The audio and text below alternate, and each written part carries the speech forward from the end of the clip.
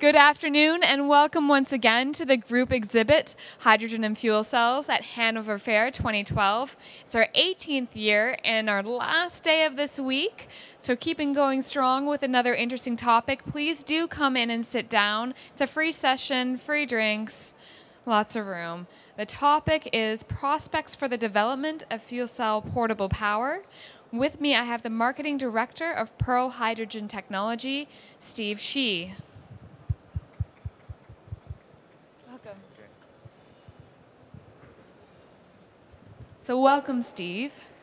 Is this your first time here at the group exhibit? No, I think it's the first time. Although I missed one time due to the volcano in 2010. Oh, okay. Yeah.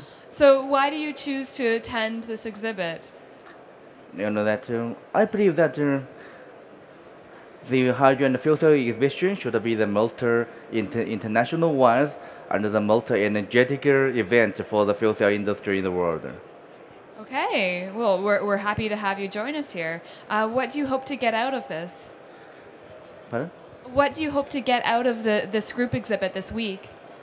I think that, yeah, it is more than what we expected. Yes, lots of visitors and lots of experts, and yes, also some customers are good. Customers can be important. So what is it that you're selling if you want customers?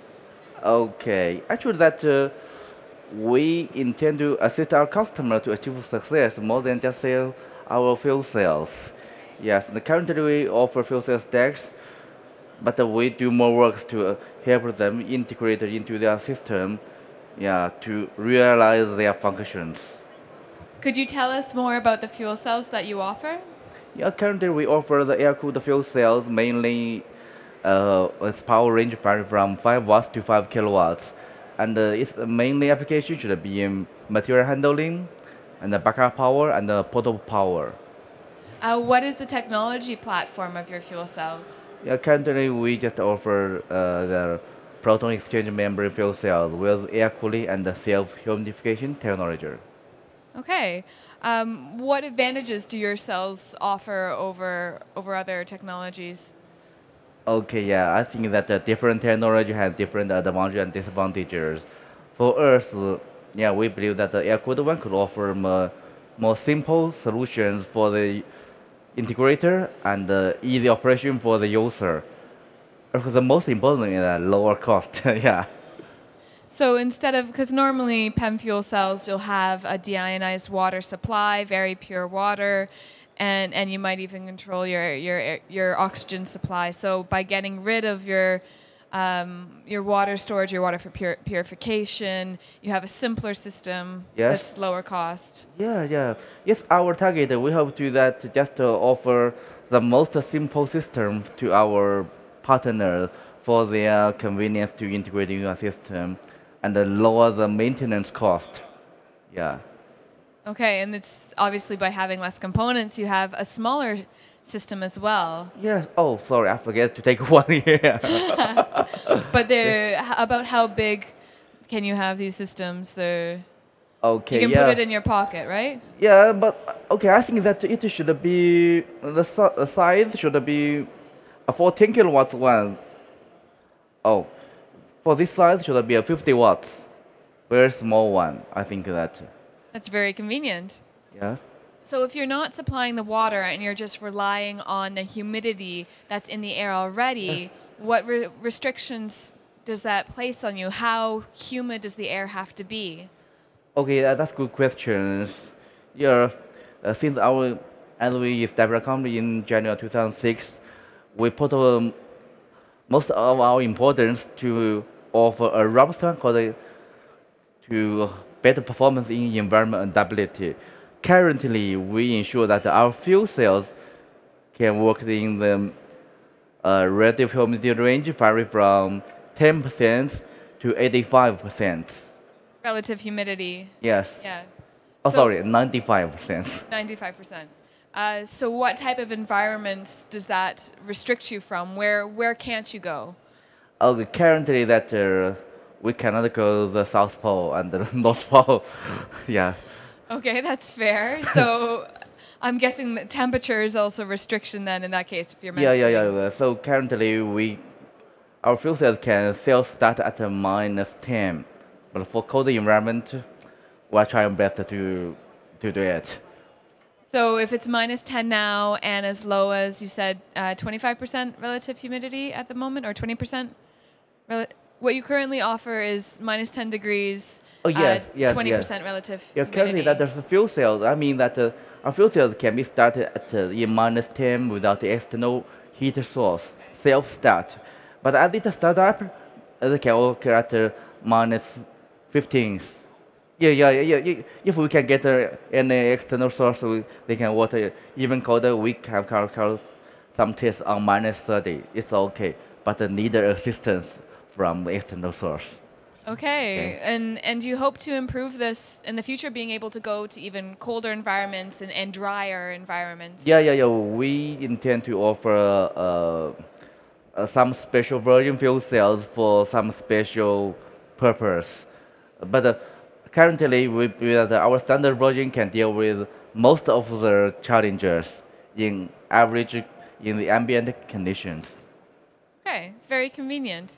But if you don't need to provide the water supply yourself and you get it from the air, I mean, that also places some restrictions because you can't control the purity of your water source in that case. And so a lot of lifetime concerns with fuel cells are based on the water purity. So does taking water from the air at all restrict the lifetime of your system? Okay, yeah. Yeah.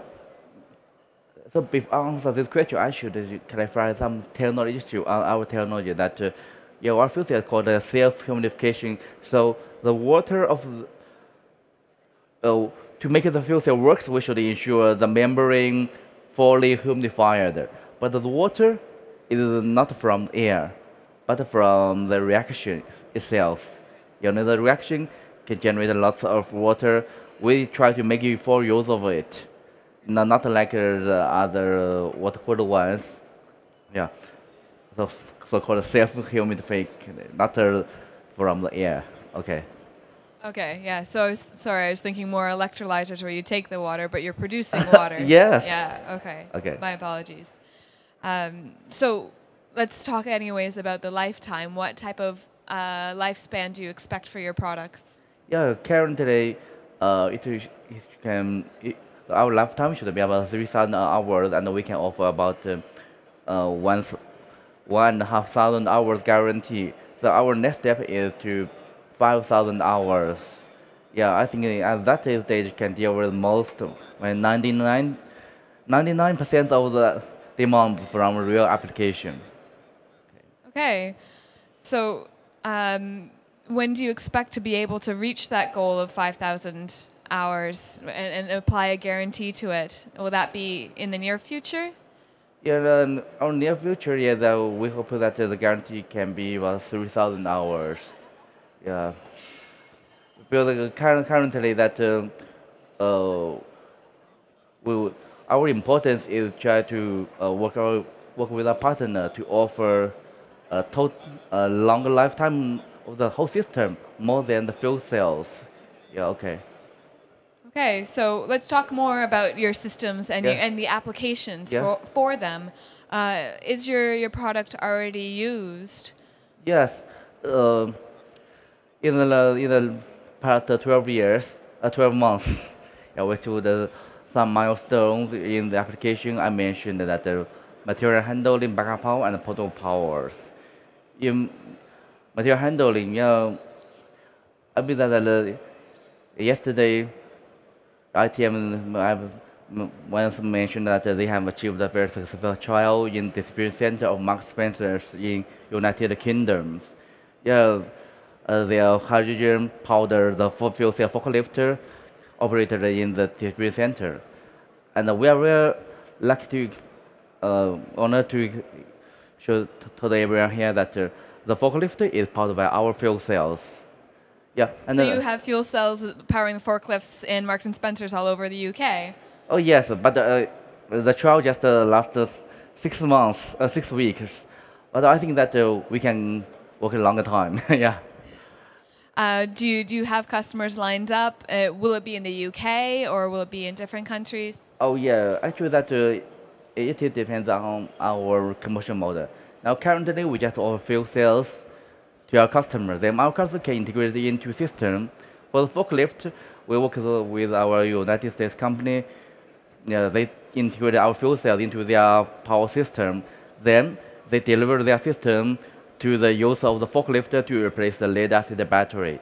Yeah, at, at on 10th of April, yeah, just 2 weeks ago, our fuel cell power system had achieved a certificate from the Crown. I think it's a milestone for our promotion in North American market on material handling industry. Congratulations. Thank you. So that covers the materials handling application, and you mentioned also for off-grid applications for backup power. Yes. Could you speak more to what projects you have in that arena? Yeah. Currently, that we consider that in China offer the largest telecom industry. There are more than 1.3 million base stations. So we will work with local companies to develop the backup power. Now we had carried out a trial in China Mobile Space Station. And I did believe that we will finish that demonstration about at the end of May or early of June. And meanwhile, before we carry out the trial, Pearl Hydro worked with our company to draft out the standard for fuel cell backup power for China government. Okay. So do you plan on expanding on this demo project? Oh yes, but it depends on our partners. We just offer the fuel cell. We hope that they can work quickly. Are there any questions from the audience at this time? So where else do you see your product being applied in the future? Yeah, future that we just offer 5 to 5 kilowatt fuel cells. So we believe that the material handling and the backup power offer the largest potentials. But of course, currently we believe that the portable power should be more nearer to succeed. Okay. So you mentioned 5 watts to 5 kilowatts. Yeah. So what type of applications do you see for your smallest fuel cell, the 5 watts? Now currently for the small watts, from 5 watts maybe to 500 watts, mainly will be involved in the portable power. So in the second half of this year, maybe everyone here can find some portable power, which is powered by Pearl Hydrogen's fuel cells. Yeah, maybe 20 watts, maybe 100 watts, maybe higher. Yeah. Okay, and for which devices or which applications? Yeah, the portable power can be applied in annual camping. Yes, and for some military purpose, or even in your yacht. Yeah. It is that as you go outside in off-grid area, our portable power can power your device. Yeah. So I mean, I've seen your fuel cells. They're very small. Just carry them in your pocket. It's very portable. But how do you also transport your fuel supply? How do you carry around a bottle of hydrogen? Yeah, good questions. Now I believe that the main obstacle for the promotional fuel cells is in hydrogen supply, hydrogen storage. So I think everywhere here you can find that there is a big change in this year exhibition. There are 9 or 10 electrolyzers companies here. It is 3 times against last year. So I believe that more and more people find that the obstacle should be in the infrastructure or in the hydrogen supply more than fuel cell technology itself. And for ours, we develop we work with our partner to use different hydrogen solutions. For portable power, some is from the sodium boron, other maybe from some small reformer. But for the backup power, they can get hydrogen from cylinders. Cylinder maybe from lindy or air liquid or air products. But now the electrolyzer also can be used in the backup power. But for forklift, I believe that the hydrogen from bigger gas supplier will be more economic. For sure, if you have a centralized location Yes. where your forklifts come back to, it makes sense. Yeah. But to have a gas cylinder in your pocket do you see something like that happening, or? Yes. We found that there will be some soul one in your pocket. It is not too far. Maybe 12 or 18 months. You can find something. Yes.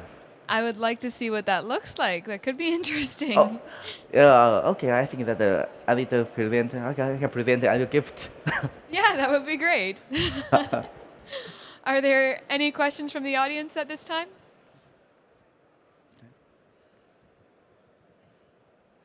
My name is Eric Hillenbrand. I have one question in regard to the rare earth elements, REE. What role do they play in your products? You know, these REEs, rare earth elements like dysprosium, lanthan, lithium, etc., are very rare, and China is having 95% of export capacity, so a monopoly. My question again, what role do they play in your product? So rare earth elements, so lanthanide and actinide series, are you talking about, or are you concerned about platinum for catalysis? Do you have any elements in your product that are rare earth elements?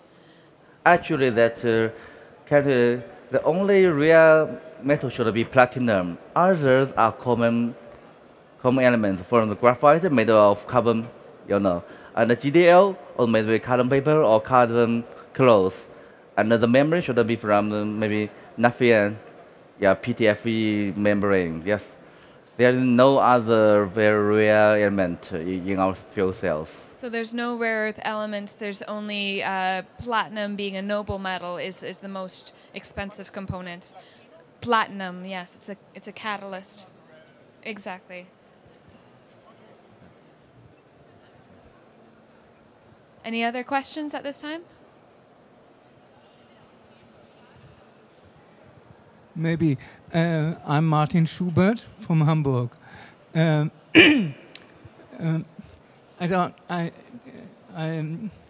don't cover the whole